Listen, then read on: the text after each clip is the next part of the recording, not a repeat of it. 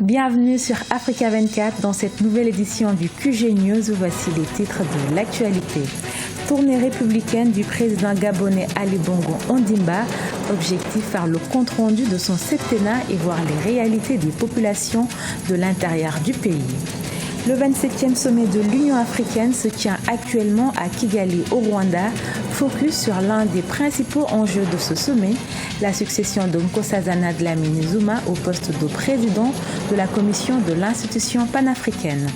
Et puis taux de chômage élevé au Malawi selon l'Organisation internationale du travail. Plus de 70% des jeunes malawites font face au phénomène du chômage ou du sous-emploi. La tournée républicaine du président gabonais Ali Bongo Ondimba se poursuit à l'intérieur du pays, un déplacement qui vise à écouter les besoins des populations et à faire le bilan de sa gouvernance après 7 ans de gestion. Les détails avec Douglas Toutoum, correspondant au Gabon. Faire le compte rendu de son septennat et toucher du doigt les réalités des populations de l'intérieur du pays après 7 ans de gouvernance, c'est l'objectif visé par la tournée républicaine du président gabonais Ali Bongo Ondimba. La deuxième étape de cette tournée a conduit la délégation dans la commune de Mayumba, au sud du pays, où il a lancé les travaux d'aménagement des voiries de la ville, suivi d'une visite du pont sur la Bagno, tout en réitérant sa ferme volonté de construire le pont en eau profonde de Mayumba pour ses potentialités économiques et touristiques. Je suis en train de faire une tournée pour expliquer mon programme. Je rends compte aux populations gabonaises. Et je crois que c'est un exercice qui est important que tous les hommes politiques d'abord devraient faire. Voilà, j'ai eu un mandat et je viens expliquer ce que j'ai fait au cours de ces 7 dernières années, ce que j'ai fait, ce que je n'ai pas fait, ce que j'ai bien fait, ce que j'ai moins réalisé à travers la réalisation de ce pont. C'est réellement le développement économique de la province de la Nyanga qui va pouvoir atteindre un autre rythme de croisière. Car ce pont va nous conduire à d'autres réalisations, notamment le port en eau profonde. Après Mayumba dans la Nyanga, Ali Bongo Ondimba s'est rendu à Mouila dans la province de Langouni. À chacune des étapes, le président sortant a insisté sur la nécessité de préserver la paix, héritage légué par les pères fondateurs de la République gabonaise. Nous commençons à vivre des comportements qui ne sont pas acceptables dans un état de droit.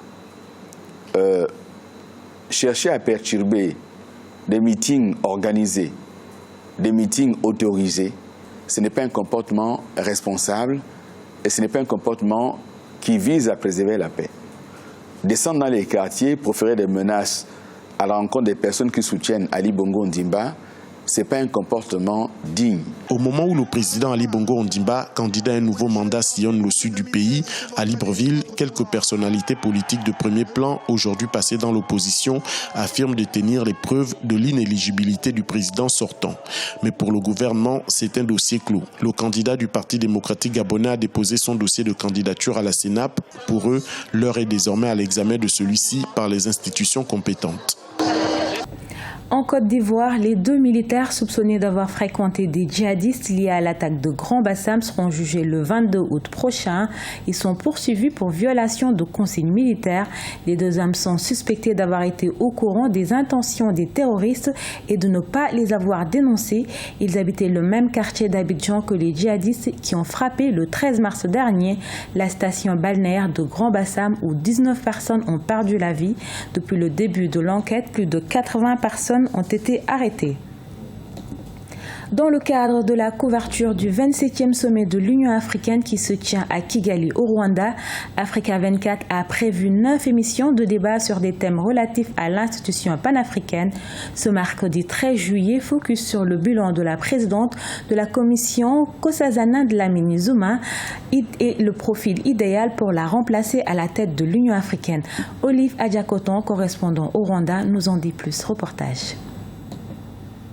Le bilan de Mme Dlamini Zuma à la tête de la Commission de l'Union africaine est mitigé, mais elle n'est pas la seule responsable de ce fait. C'est l'essentiel des arguments des invités du 4e débat télévisé de la chaîne Africa 24.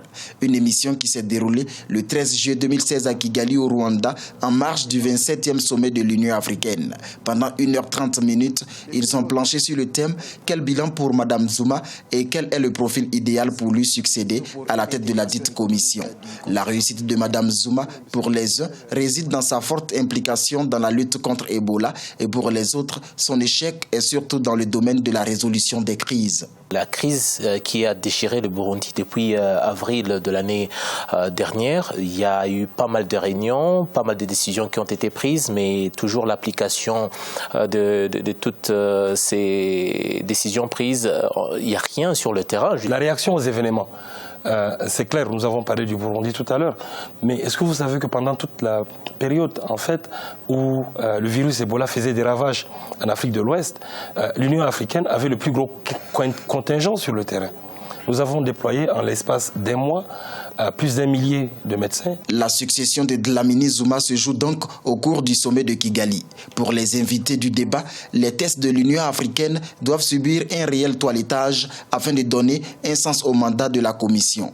Aussi, le nouveau président de la Commission devrait être une personne charismatique, ambitieuse et soucieuse de l'autonomie financière de l'institution. Il faudra réformer en profondeur l'Union africaine, assurer son autofinancement et assurer que la personne successeuse de Mme Zuma mette en place un programme sur les grandes questions comme la sécurité, la paix, le commerce, l'industrie. Le plus important, on a besoin d'un candidat ou d'un chef ou d'une cheftaine qui va continuer sur la lancée.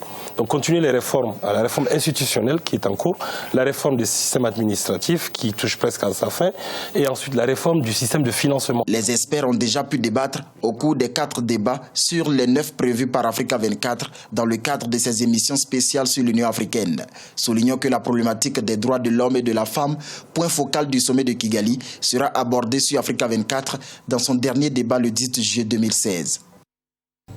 Et sachez qu'Africa 24 est au cœur de cet événement. Vous pourrez suivre chaque jour à partir de 15h30 GMT sur notre antenne une émission spéciale consacrée à ce 27e sommet de l'Union africaine présenté par Babylas Botton.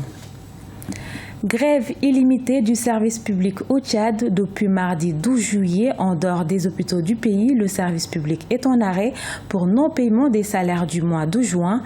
Initié par l'Union des syndicats tchadiens, le syndicat exige, je cite, le paiement immédiat et sans condition des salaires. Cette manifestation intervient alors que le Tchad, comme de nombreux pays producteurs de pétrole, subit la chute des cours de l'or noir. Au Malawi, l'impact de la sécheresse sur les prix alimentaires, la perte de pouvoir d'achat des ménages ou encore la hausse des tarifs du carburant ont augmenté le taux de chômage des jeunes. Pour mieux lutter contre ce phénomène, des experts suggèrent aux autorités de faciliter aux jeunes la formation professionnelle et l'accès au crédit. Les explications de Oumo Kalsumba. Dans un contexte marqué par une croissance au ralenti et un niveau d'inflation très élevé, le Malawi enregistre un fort taux de jeunes sans emploi. Selon l'Organisation internationale du travail, plus de 70% des jeunes malawites font face au phénomène du chômage ou du sous-emploi. Pour arriver à joindre les deux bouts, Yacine Ishocho Souedi, âgé de 27 ans, a ouvert une salle de sport au cœur du bidonville de Blandir. Le natif de Nirandé, au sud du Malawi, invite la jeunesse malawite à se lancer dans l'auto-emploi. Ce sport inculque une certaine discipline et un état d'esprit positif. De plus, cette activité me permet de gagner ma vie. Je demande à la jeunesse malawite de se lancer dans l'entrepreneuriat. C'est le seul moyen de lutter contre le chômage. En 2015, la croissance du Malawi n'a pas dépassé les 3% en raison de la mauvaise performance du secteur agricole affecté par des conditions climatiques très difficiles. Selon de nombreux experts, le moyen le plus efficace de lutter contre le chômage des jeunes, c'est d'investir dans la formation professionnelle et mettre en œuvre des mécanismes qui faciliteront l'accès au financement alloué aux jeunes porteurs de projets.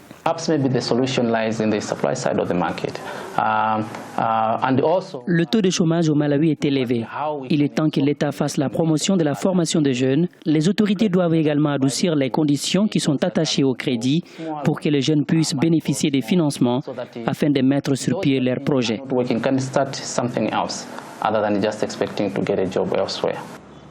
Le gouvernement malawite fait des efforts pour relancer son économie et atteindre un taux de croissance à 2 chiffres. Les autorités comptent s'appuyer sur des secteurs tels que l'énergie, l'industrie ou encore les infrastructures.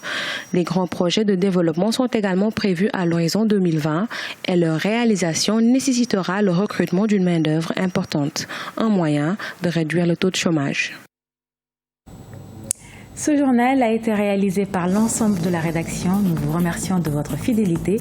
Restez sur Africa 24. Dans un instant, une nouvelle édition de l'actualité.